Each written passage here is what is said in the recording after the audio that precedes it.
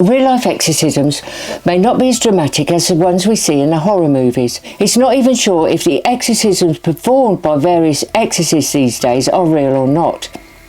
But different cultures truly believe in them and are willing to take part in them.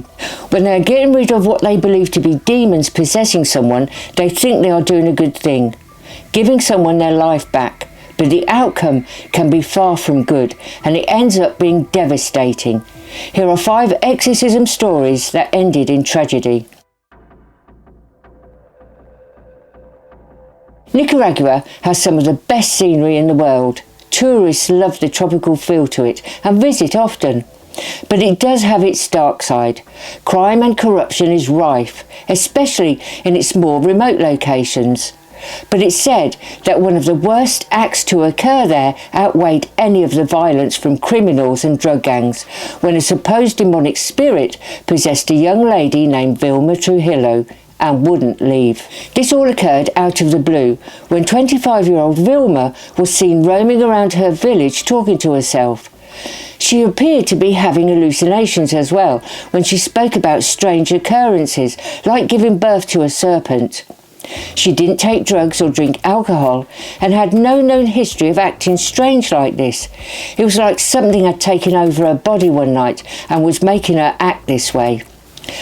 Her parents decided it was time to look for help. The problem was, the village of El Cortazal didn't have a doctor, and it would take them a day's worth of travelling to visit one in the nearest town. So they spoke to a young pastor from the evangelical church that Vilma had recently joined. Juan Rocha, a young church leader, called together members of the Celestial Vision Church, and they carried Vilma against her will to their place of worship. They watched her carefully, and one said it was clear she had become possessed, and they would have to hold her there until they could get rid of the evil spirit that was growing stronger inside her. Vilma was starved of food and water for days, while the congregation took turns reciting their prayers. With no food or water, her condition didn't improve, it only grew worse. Her family grew concerned at how long their daughter had been kept away from them and came to the church to visit her, but they were told they were not allowed to see Vilma as she hadn't been cured yet. At some point during the exorcism process, Vilma became violent, although it was not made clear if it was due to the so-called possession or she just needed to get out of there. But it was more than likely due to the starvation, the constant prayers and being tied up that made her become violent. It was reported that when her hands were untied so she could use the toilet, she grabbed hold of a machete that was left lying around. But some of the congregation were able to wrestle her to the ground and take it off her before she could use it. On the 6th day of being held there, one of the congregation said he had had a divine message from God. He claimed he was told the only thing to do to get rid of the demon was to use fire. So Pastor Rocha gave out instructions on how to build a pyre. Vilma was dragged outside and tied to a guava tree beside the fire pit. An investigation couldn't confirm if the fire grew out of control or she was pushed into it, but it didn't take long for the burning hot flames to burn into her skin before she eventually stopped screaming and passed out.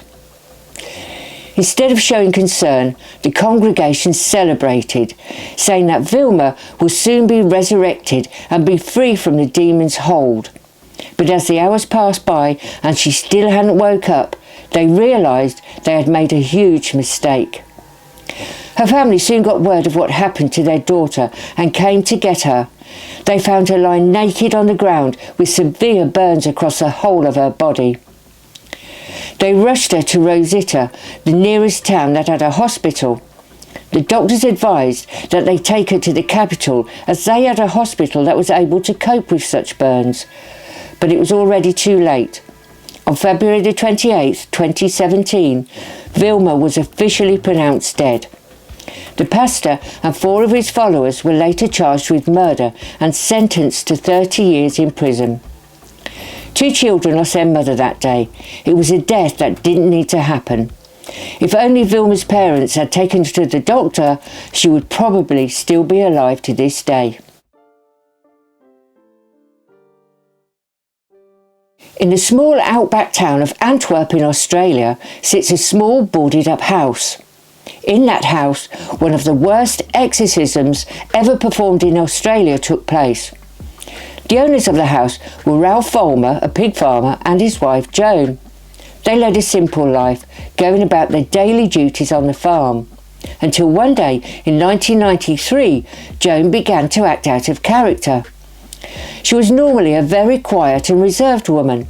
Then on this day she began dancing around outside, spinning around in circles and waving her arms in the air.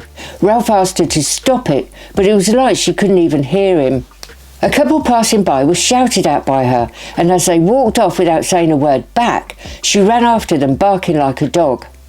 Later that day, she went into the pig pen and got down on all fours.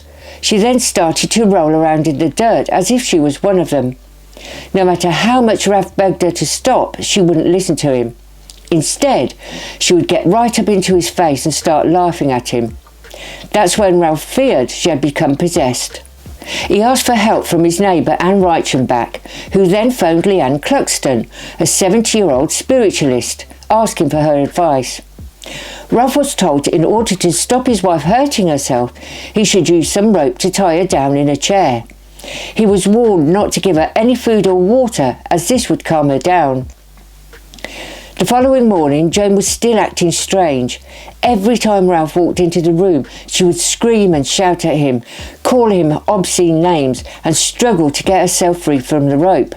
He needed help immediately, so contacted Leanne, who reached out to David Cleaner, who was a member of a fundamentalist church based in the rural area. He rushed over and tried to talk to Joan, but she just screamed in his face and tried to bite the man. He then decided he needed to get physical and fight with a demon he believed was making Joan act this way. He kept slapping Joan and ordering the demon to leave her. This went on for 3 days, the slapping and hitting along with no food or water. On the 4th day, they asked for help from a young churchgoer, Matthew Noose, only he ended up making everything worse. He told everyone to destroy all of Joan's possessions as they were filled with demonic energy and likely to be how she got possessed in the first place. He then wrapped all the windows and doors in cling film to stop more spirits coming in. Matthew then picked up where the others had left off and started to beat poor Joan, saying he was beating the demons out of her. Eventually, in an extremely weakened state, Joan could only whisper for them to stop. They continued though. Another churchgoer suggested they needed to push the demon out, so they laid her down and attempted to crush her body to squeeze the demon out from her feet all the way to her head. Joan suddenly went limp. The process had killed her. The group waited and prayed, saying she will bounce back and be resurrected. They waited for 3 days for a senior exorcist to arrive. When he finally showed up, they once again sat down and prayed over the now decaying body. The prayers obviously didn't work, so they called another minister for guidance. He was appalled at what he saw. He called a doctor, who then called the authorities. The police immediately arrested and charged the four with manslaughter. For undisclosed reasons, they were convicted and sentenced to very minimal terms in prison. Anne Reichenbach and David Cleaner got no more than a few months jail time. Matthew Noose, who committed the most violent acts on Joan, and Ralph Fulmer, who was believed to have agreed to his wife's torture, walked free with suspended sentences. After a short while, Ralph sold the house and moved out to Queensland to live with his new wife. Some believe Ralph was having an affair.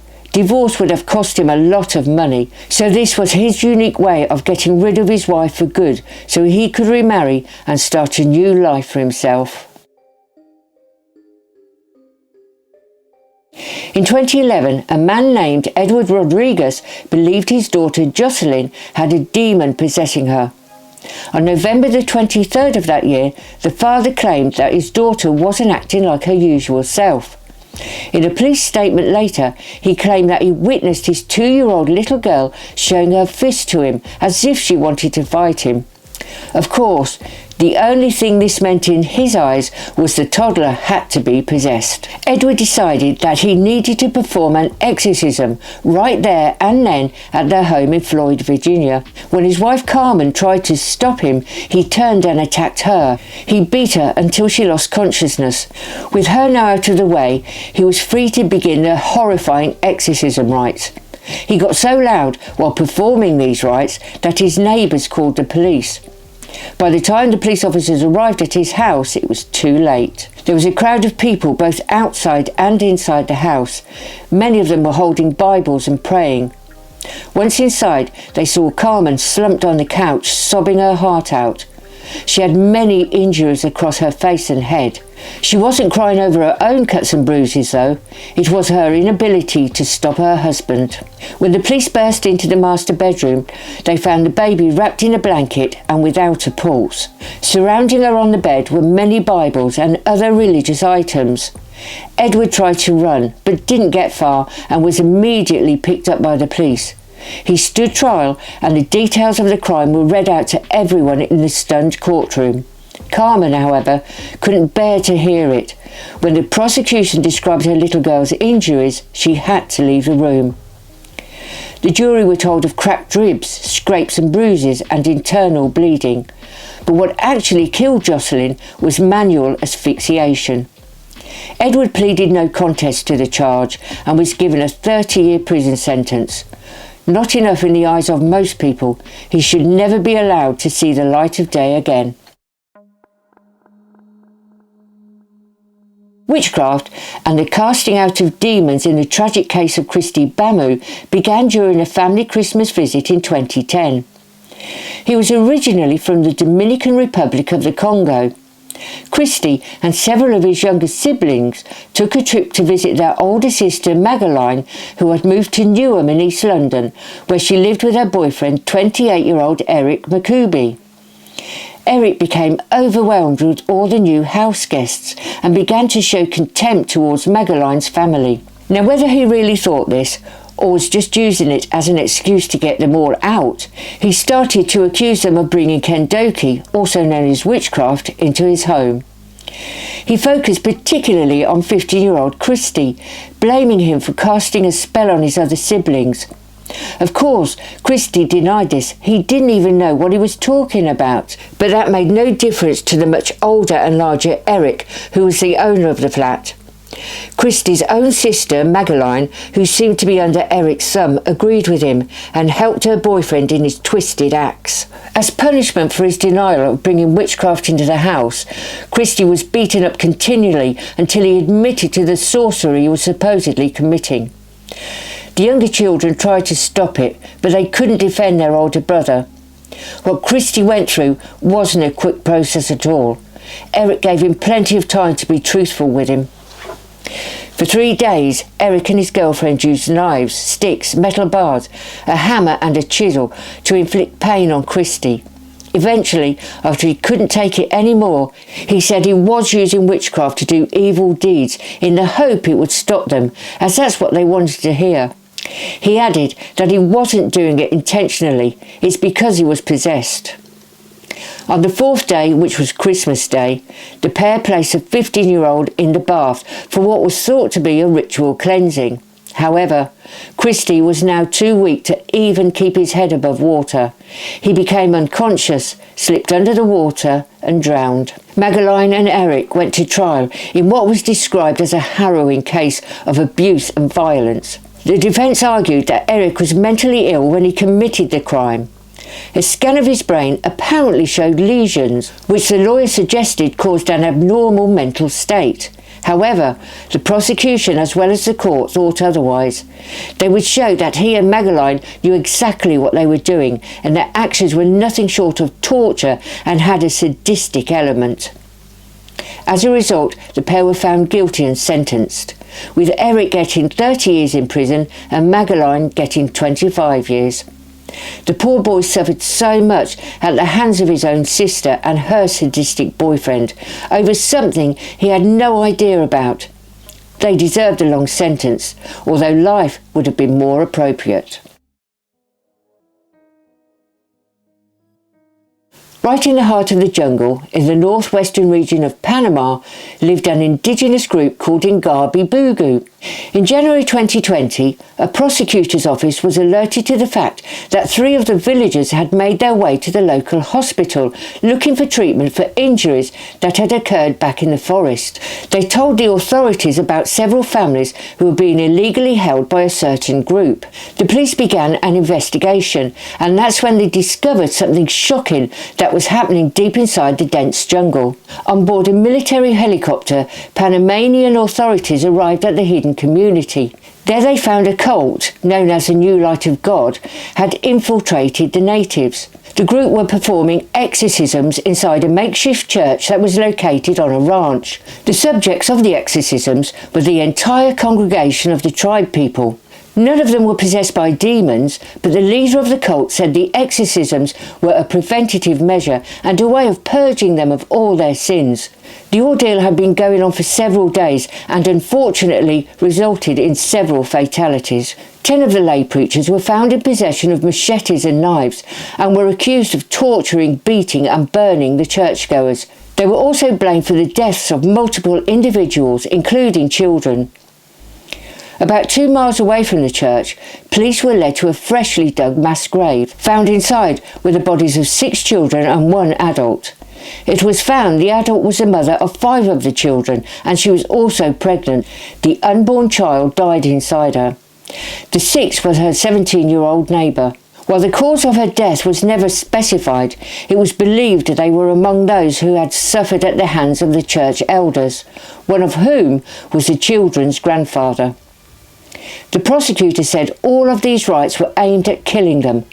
The police freed around 15 people who were tied up and had been beaten with thick pieces of wood, with 10 people being held responsible for the whole situation. The cult had apparently been preying on the tribe for around 3 months before the police eventually got to them. The authorities believe all 15 people they rescued would have met the same fate as those who had been buried if they had not been tipped off. So there were just 5 shocking exorcism stories with tragic results. There are many more. A couple of these victims were most likely suffering from some sort of mental health breakdown, which could have been sorted out with a trip to the doctor. In the case of Joan Vollmer, if the rumours are to be believed, there was nothing wrong with her at all, and it was just a case of her husband Ralph wanting her gone so he could remarry, and he did so in a terrible way. Exorcisms will always be part of certain cultures, but if they keep leading to such horrible, painful deaths, then maybe they should somehow be stopped. Those who believe in demons and possessions will most probably say they are the right way to go, or the only way to get rid of a so-called demon who is possessing someone. Thousands of others, like myself, will say no, it's not the only way to go. Getting medical help is the one and only call if someone is starting to act out of character. I don't believe in demons, therefore I don't believe something that is described as being monstrous and evil can take over someone's minds and thoughts, making them do things they would never dream of, and there is always a rational medical explanation for it. Thank you for watching and listening. Bye for now.